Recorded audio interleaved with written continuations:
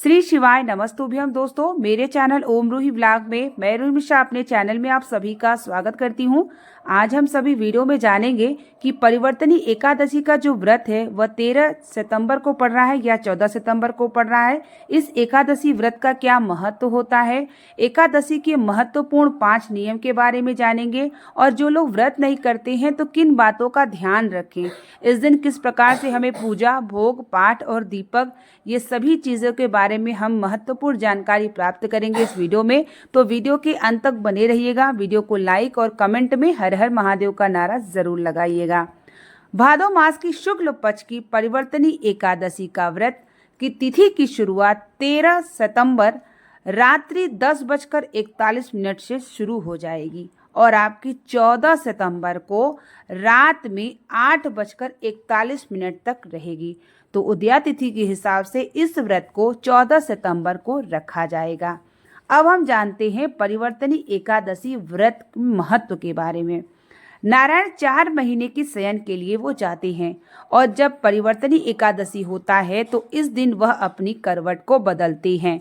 इसीलिए कहा जाता है कि जब वह अपने करवट को बदलते हैं तो जो भक्त एकादशी का, परिवर्तनी एकादशी का व्रत करते हैं, पूजन करते हैं, दान करते हैं, तो उनके जीवन में भी किसी न किसी प्रकार से जीवन में परिवर्तन ज़रूर होता है और उनके समस्त पाप भी समाप्त होते हैं। परिवर्तनी एकादशी के दिन जो विधि विधान से पूजन दान करते हैं उनके ऊपर नारायण की विशेष कृपा प्राप्त जरूर होती है। अब हम जानते हैं एकादशी के महत्वपूर्ण 5 नियम। एकादशी के दिन हम सभी को तुलसी पत्र जो है, तुलसी के पौधे को जो है नहीं छूना चाहिए और ना ही हमें तोड़ना चाहिए। एकादशी के दूसरा जो नियम होता है वह होता है कि हमें, जैसे कि किसी के घर का चाय पानी या किसी का दिया हुआ कोई चीज़ हमें ग्रहण नहीं करना चाहिए। ये महत्वपूर्ण दूसरे नियम हैं। तीसरा है कि एकादशी के दिन हम सभी को, जैसे कि बहुत ज़्यादा साफ़ सफाई नहीं करना चाहिए। बहुत ज़्यादा जैसे कि साफ़ सफाई करने से न जाने कोई छोटे छोटे जीव जंतु होते हैं जो हमसे समाप्त हो सकते हैं, तो इसलिए इस दिन हमें इनसे बचना चाहिए। तो आप अपने घर की ज़्यादा साफ़ सफाई ना करें, कोशिश करें। तीसरा ये महत्वपूर्ण नियम होता है।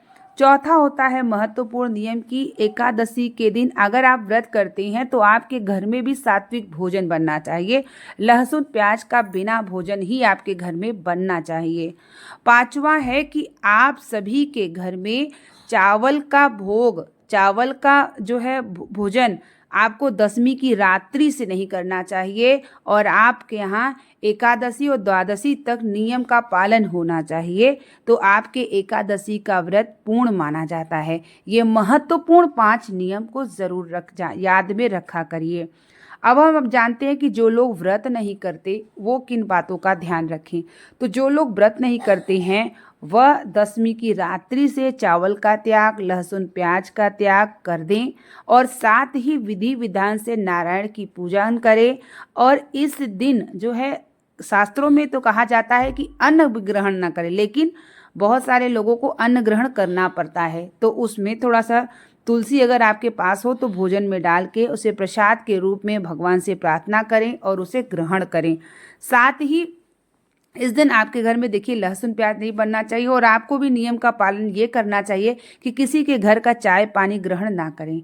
एकादशी के दिन हम दान जो हो सके तो करें, लेकिन किसी का ग्रहण न करें, इस बात का विशेष ध्यान रखा करिए। और आपके घर भी बिना लहसुन प्याज का भोजन करिए, ब्रह्मचर्य का पालन करिए। और सबसे बड़ी बात यह है कि आपके यहाँ जो नियम का पालन होता है एकादशी का, वह दशमी की रात्रि से होना चाहिए। और जो लोग व्रत करते हैं ना, वो भी दशमी की रात्रि माना जाता है। तो इन बातों का आप विशेष ध्यान रखिए। और एकादशी के दिन हमें बालों को नहीं धोना चाहिए और हमें बहुत ज़्यादा जैसे कि बाल वगैरह नहीं कटवाना चाहिए। ये सभी चीज़ों का हमें ध्यान रखना चाहिए एकादशी के दिन।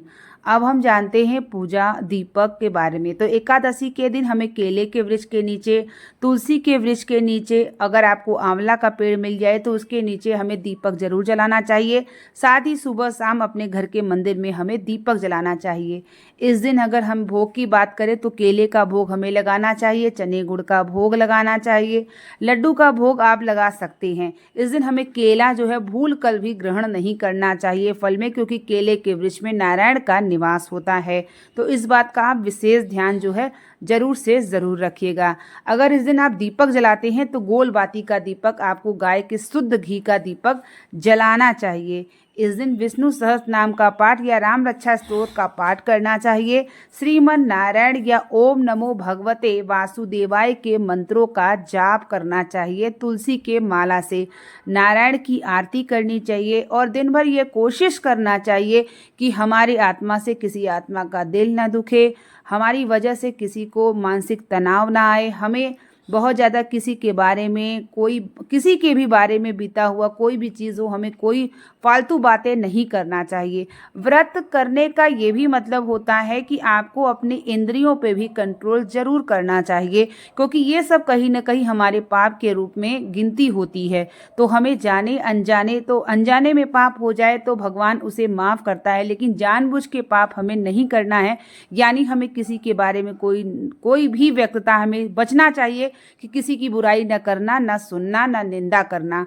जब भी आप व्रत को करते हैं इस चीज़ का विशेष ध्यान रखा करिए और ज़्यादा क्रोध ना करें। इसके लिए भगवान से प्रार्थना करिए कि जब आप क्रोध करते हैं तो आपका पुण्य क्षीण होता है, तो क्रोध से ज़रूर बचिएगा। और साथ ही सुबह जब आप पूजन करने बैठे तभी आप भगवान से प्रार्थना किया करिए कि हमारे शरीर से जाने अनजाने पाप न हो, उसे आप प्रकार से रक्षा करिएगा। ये प्रतिदिन आप संकल्प जरूर लिया करिए। तो आपका जो एकादशी का व्रत है, जो लोग व्रत नहीं भी करते हैं, इस नियम का पालन कर लेते हैं, तो उन्हें भी फल जो है नारायण की कृपा अवश्य प्राप्त होती है। तो परिवर्तनी एकादशी का जो व्रत है वो 14 सितंबर को रखा जाएगा। आप सभी ध्यान में रखते हुए नारायण की पूजन विधि विधान करें और दान यथासंभव जरूर करें। किसी को भी दान कर सकते हैं। गौ माता को कुछ बना हुआ जरूर कुछ ना कुछ खिलाएं, जिससे गौ माता की भी आशीर्वाद आपके घर में बनी हो। और इस तरीके से हमें एकादशी में कुछ कुछ बातों का ध्यान जरूर रखना चाहिए, नियम का पालन करना चाहिए, ताकि आपके घर में नारायण और माता लक्ष्मी की कृपा हो और जाने अनजाने पाप भी आपके समाप्त हो।